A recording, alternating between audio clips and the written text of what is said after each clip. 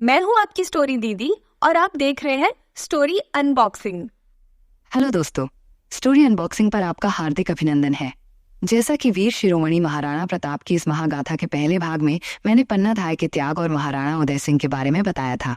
चलिए अब आगे का किस्सा सुनिए।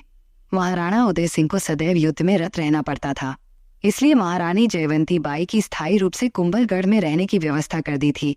कुंभलगढ़ की सुरक्षा व्यवस्था भी बहुत मजबूत थी। महारानी जयवंती धार्मिक विचारों की थी, इसलिए रनिवास में ही पौराणिक कथा श्रवण की व्यवस्था की गई थी। पुरोहित शुभ तिथियों पर पूजा पाठ विधि विधान से कराते रहते थे। भगवत कृपा से महारानी जयवंती बाई गर्भवती हुई। परिचारिका उनका सब प्रकार से ध्यान रखती रही। भाग्यवश सास तो मिली नहीं थी जो इस अवस्था में उनके तथा गर्भस्थ शिशु के स्वास्थ्य का पूरी ममता से ध्यान रख पाती, इसलिए राणा ने परिचारिका नियुक्त कर दी। सास नहीं थी, परंतु सास महारानी कर्मवती की महान गौरव गाथा उनकी अनुपस्थिति में भी प्रेरणा का स्रोत बनी हुई थी। कोई न कोई बुजुर्ग परिचारिका रानी कर्मवती के सतीत्व और जौहर के प्रसंग सुनाती रहती थी। महाराणा उदय सिंह प्रायः कुंभलगढ़ नहीं रहते थे। वो कभी आते तो महारानी जयवंती अत्यधिक प्रसन्न दिखाई पड़ती। उस दिन भी महाराणा कुंभलगढ़ में नहीं थे। महारानी की प्रसव पीड़ा बढ़ गई थी। रानी जयवंती ने एक घुड़सवार वीर के हाथों संदेश भेजा था। इधर परिचारिका सावधान हो गई। दाई को महल में बुलवा लिया गया था। वातावरण गर्म था। ज्येष्ठ माह का ताप धर संतप्त कर रहा था। महारानी की प्रसव पीड़ा का समाचार भी गर्मी की तरह महलों से बाहर तक फैल रहा था। ज्येष्ठ शुक्ल तृतीया संवत 1597 रविवार को पूर्वादर्भ में दाई ने कक्ष से बाहर शुभ समाचार दिया। ईस्वी सन 1540 की 9 मई का शुभ दिन था।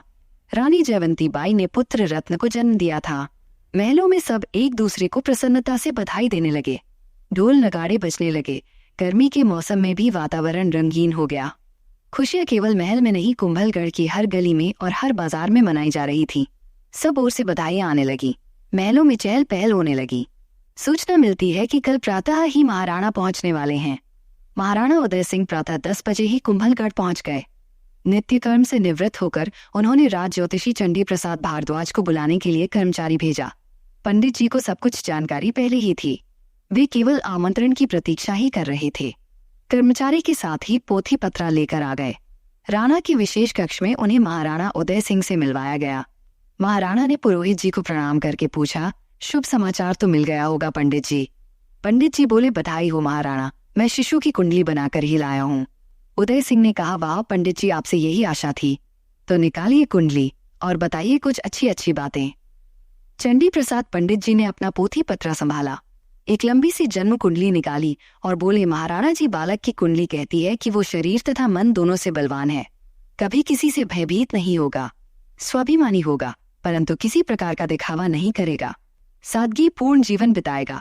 सूर्य के समान सब दिशाओं में इसका यश फैलेगा। महाराणा उदय सिंह बोले, पंडित जी, पष्ठी कब करनी है और नामकरण किस दिन करोगे?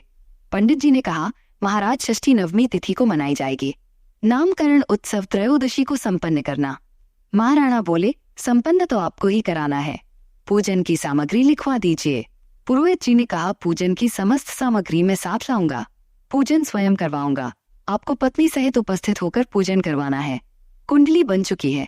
नाम तो मैं अभी बता देता हूँ। बालक अत्यंत प्रतापी है, इसलिए इसका नाम प्रताप सिंह होगा। 30 की जननी है और त्रयोदशी को नामकरण, ये दोनों तिथि अत्यंत शुभ हैं। 30 गणेश जी की तिथि है और त्रयोदशी भगवान शंकर की तिथि है। इन तिथियों में सभी शुभ कार्य बिना बाधा के संपन्न किए जा सकते हैं। विद्वानों का मानना है, 30 और त्रयोदशी न पूछो पंडित, न पूछो ज्योतिषी। महाराणा ने प्रणाम करके पंडित जी को विदा किया। पंडित जी को उचित दक्षिणा प्रदान की। उपस्थित कर्मचारी को आदेश दिया, पंडित जी के घर 1.25 मन बाजरा पहुंचा दो। गौशाला से एक बछड़े वाली गाय इनको दे दो। जो गाय पंडित जी को पसंद हो वही सादर इनको प्रदान कर दी जाए। कर्मचारी बोला, जो आज्ञा महाराज। ये कहकर पंडित जी के पीछे पीछे चला गया। महाराणा ने सभी कर्मचारियों को प्रसन्नता से तरह तरह की वस्तुएं वितरित करनी प्रारंभ कर दी। सादगी के अवतार राजकुमार प्रताप कभी राजसी ठाट बाट के अभिमान में नहीं रहे। राजकुमारों से नखरे नहीं किए और अनोखी वस्तुएं पाने की जिद नहीं की। साधारण बालकों से भी प्रताप उतने ही साधारण बनकर प्रेम से तथा आत्मीयता से व्यवहार करते थे। भील बालकों से सामान्य राजपूत बालक भी समानता से व्यवहार नहीं कर पाते थे, परंतु प्रताप उन्हें पूरा सम्मान एवं प्रेम देते थे। खेल में जीत जाने पर भी उचित आदर दिया करते थे। 3 वर्ष के बाद उनकी दूसरी माता से भाई शक्ति सिंह उत्पन्न हुआ। शक्ति सिंह को भी प्रताप सदा साथ रखते। बालकों ने प्रताप सिंह का प्रेम का नाम कीका रख लिया था। अपनी बाल सुलभ चेष्टाओं से प्रताप सबका मन हर लेते थे। उनकी समझदारी पर बड़ों को भी चकित रह जाना पड़ता था। उन दिनों राजकुमारों की शिक्षा किसी बड़े विद्यालय में नहीं हुआ करती थी, बल्कि योग्य शिक्षक एवं गुरुजन घर पर ही शिक्षा देने आया करते थे। भील बालकों की संगति उन्हें इतनी सुखकर लगती थी कि भील परिवार उन्हें अपना भरपूर प्रेम दिया करते थे। राजपुरोहित दोनों राजकुमारों को धर्म एवं व्यवहार की शिक्षा दिया करते थे। भगवान एकलिंग महादेव की पूजा विधि पूर्वक करना उन्होंने बचपन में ही सीख लिया था। कुंभलगढ़ में प्रताप 12 वर्ष की आयु तक रहे थे। शस्त्र संचालन तथा लक्ष्य भेदन उन्होंने इसी अवधि में सीख लिया था। कभी कभी दोनों भाई आखेट के लिए भी निकलते थे। एक बार दोनों राजकुमार अपने घोड़े दौड़ाते हुए घने जंगल में जा पहुंचे। जाते तो रोज ही होंगे, लेकिन उस दिन जंगल के अनजान भाग में चले गए। जिस मार्ग पर भी जाते वो मार्ग आगे जाकर अवरुद्ध हो जाता। फिर किसी अन्य दिशा में जाते और रास्ता न पाकर वापस लौटते। दोपहर हो गई। बार बार भटकने तथा लौटने से शक्ति सिंह ज्यादा परेशान हो गया। प्यास से गला सूख गया। उसने प्रताप से कहा, आप ऐसे वन में क्यों आए जिसमें राह की जानकारी नहीं थी? अब हम घर कैसे पहुंचेंगे? यहाँ कोई आदमी भी तो नहीं है जिससे राह पूछ सके। मैं तो आपके पीछे पीछे चला आया। मुझे क्या मालूम था कि राह आपको भी नहीं पता होगी। प्रताप ने कहा, घबराओ मत, हम हैं तो अपने ही देश में।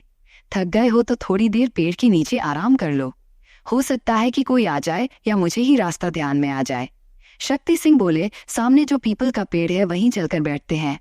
प्यास के मारे जान निकली जा रही है। दोनों भाई पीपल की ओर चले ही थे कि एक तीर सनसनाता हुआ बगल के पास से तेज गति से निकला और उसी वृक्ष में जा गड़ा। दोनों हैरान होकर खड़े रह गए। तभी हाथ में धनुष बाण लिए एक उन्हीं की उम्र का भील बालक वहीं आया और उनसे बोला, अरे आपको चोट तो नहीं लगी? आप दोनों कौन हैं और यहाँ क्या कर रहे हैं? लगता है कि हमारे गांव में किसी के घर पे आप मेहमान आए हैं। शक्ति सिंह ने उत्तर दिया, पहले तुम बताओ तुम कौन हो?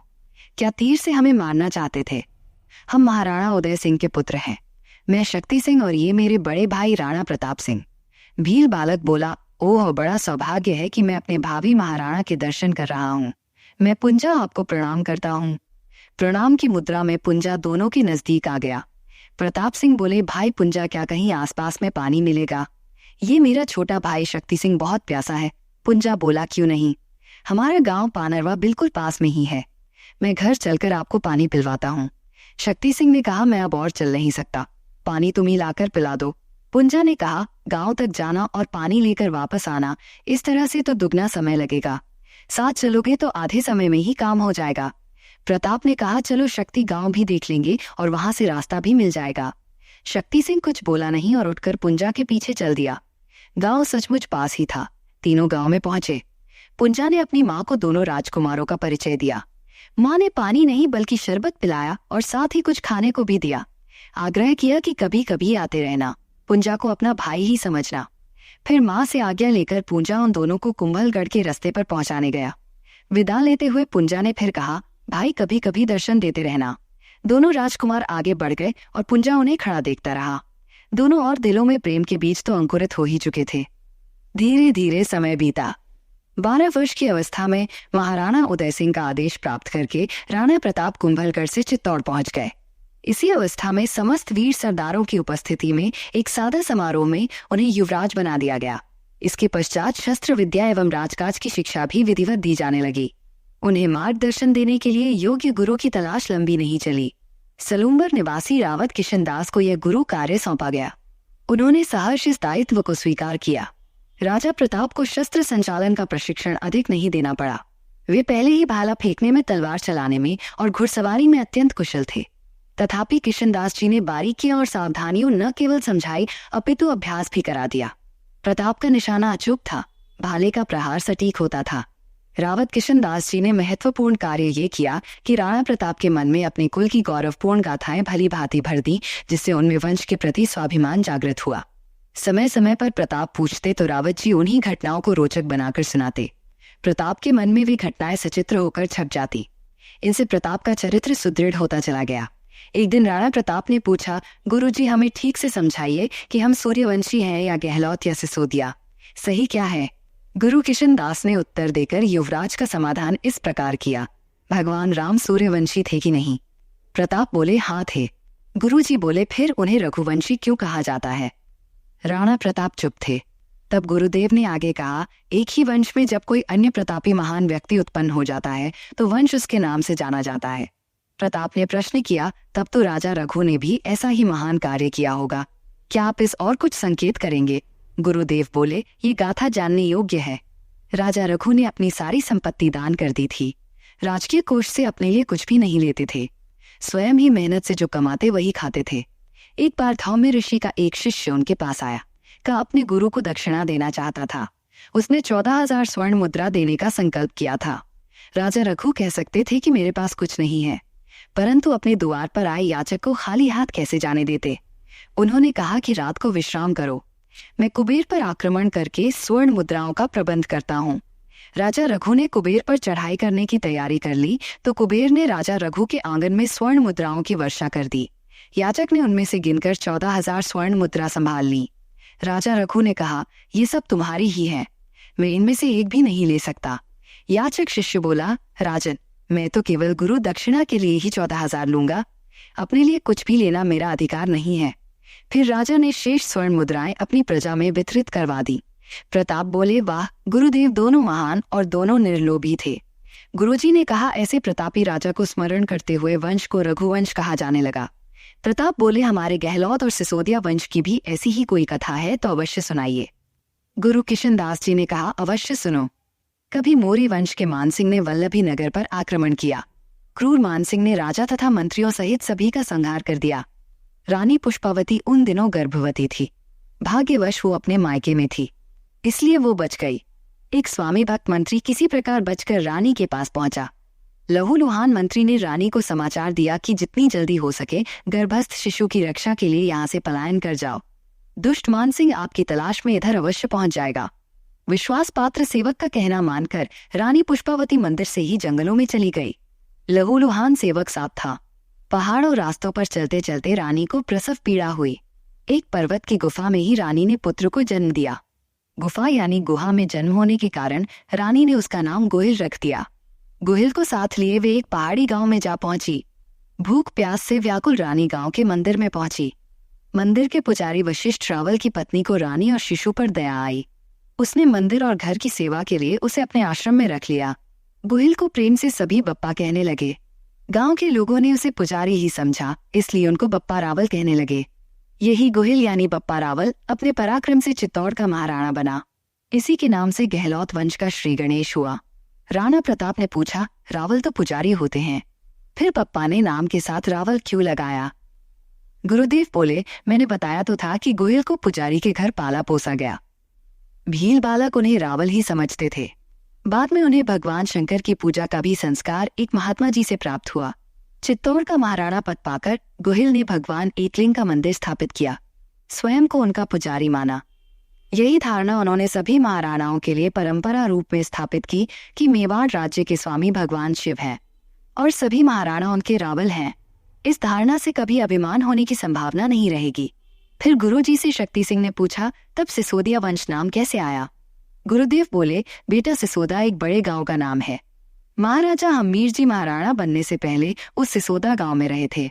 तब तक कोई नहीं जानता था कि वे महाराणा के वंशज हैं। वे स्वयं को गहलोत नहीं कहला सकते थे, वे तब सिसोदिया कहलाते थे। कालांतर में उन्हें भी महाराणा बनाया गया। उन्हीं सिसोदिया महाराणा हमीर सिंह के वंश में ही महाराणा उदय सिंह हुए, जिन्हें पन्नाधाय ने अपने पुत्र का बलिदान देकर बचाया। वही उदय सिंह समय के फेर में फंसे जगह जगह भटके और माहेश्वरी वैश्य आशा शाह ने उन्हें अपना भांजा बताकर पाला और समय आने पर उन्होंने भी महाराणा पद प्राप्त किया। महाराणा उदय सिंह के ही पुत्र आप दोनों हैं जिन्होंने अपने देश की रक्षा करनी है। शक्ति सिंह बोले, बनवीर कौन था?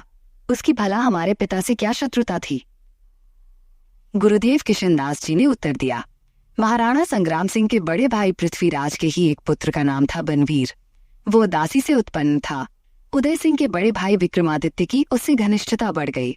महलों में उसका बेरोक टोक आना जाना बढ़ गया। इसी का लाभ उठाकर उसने विक्रमादित्य का वध कर दिया। यदि पन्नाधाय ने अपने पुत्र की और संकेत करने में देर की होती तो उदय सिंह भी जीवित न होते, न वो महाराणा होते और न आप दोनों होते। राणा प्रताप बोले, ये सब ईश्वर की कृपा तथा गुरुजनों का आशीर्वाद ही है। हमें भी अपने परिश्रम तथा पराक्रम से भाग्य निर्माण करना है, देश के शत्रुओं से संघर्ष करना है। रावल किशनदास बोले, मैंने इसीलिए आप दोनों को पूर्वजों की सच्ची कथा सुनाई है, ताकि किसी भी विषम परिस्थिति में साहस और धैर्य बनाए रखें, अपने वंश के शौर्य का ध्यान रहे, अपनी मातृभूमि के प्रति प्रेम एवं श्रद्धा बनी रहे।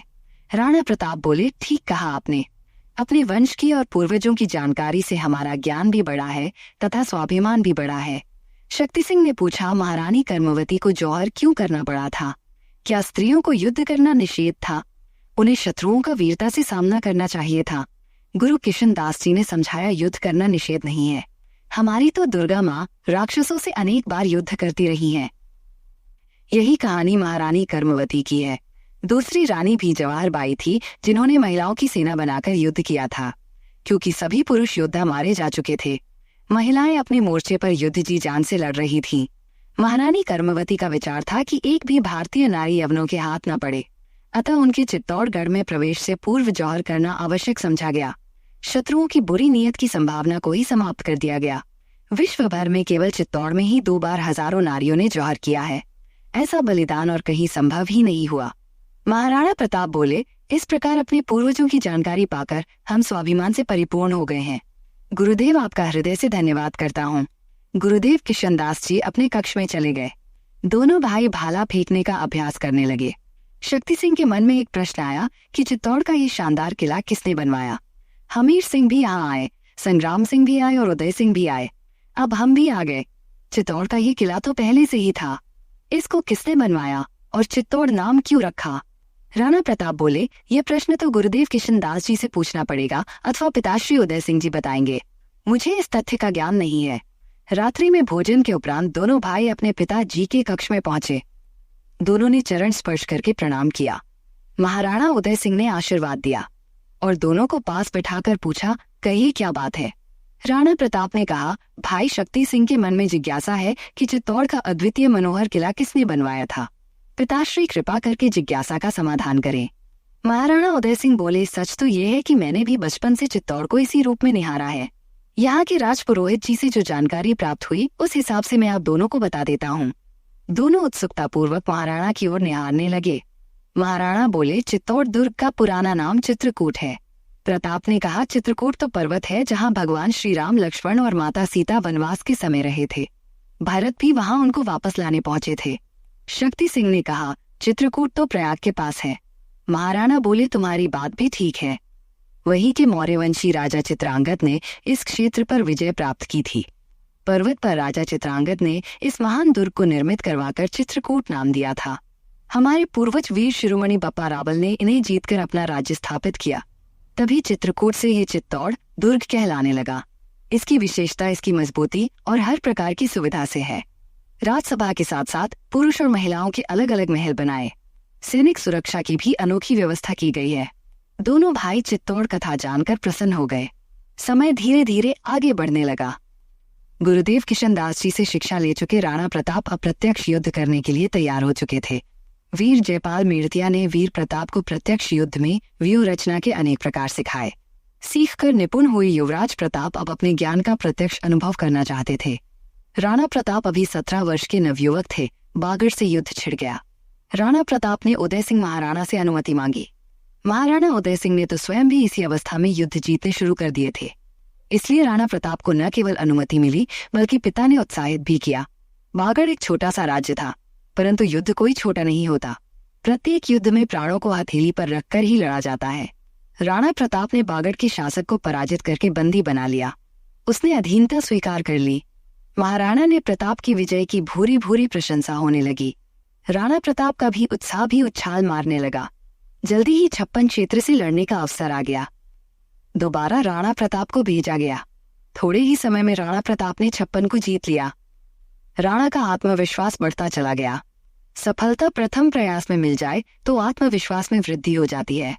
हर्ष तो महाराणा उदय सिंह को भी हो रहा था। उन्हें अपने पुत्र के शौर्य पराक्रम में अपने मेवाड़ का उज्जवल भविष्य दिखाई पड़ रहा था। गोरवाड़ क्षेत्र भी राणा प्रताप ने इसी लहर में जीत लिया। राजपुताने में राणा प्रताप की यश पताका फहरने लगी। विजय का सेहरा बांधकर भी प्रताप का स्वभाव सरल ही था। अब भी भील पुंजा को वे अपने भाई की तरह प्रेम करते थे। बाकी भील बालकों को भी वे भूले नहीं थे। बचपन के साथी अब भी उतने ही प्रिय थे। उनके प्रति प्रेम तब स्पष्ट दिखाई पड़ता था जब कोई चित्तौड़ आकर उनसे मिलता था। वे सब अपने कीका सरदार को अब भी उतना ही सम्मान और प्रेम करते थे। प्रताप भी उन्हें जी जान से चाहते थे। राणा प्रताप के सौंदर्य, शौर्य एवं गुणों की ख्याति सुगंध के समान फैल रही थी। अनेक राजवंश शूरवीर प्रताप से संबंध बनाने को उत्सुक थे। कोई किसी मंत्री से चर्चा करता तो कोई सेनापति को माध्यम बनाता। सीधे महाराणा उदय सिंह तक अभी किसी की बात नहीं पहुंची थी। महाराणा उदय सिंह अभी राणा प्रताप के विवाह के लिए सोच भी नहीं रहे थे।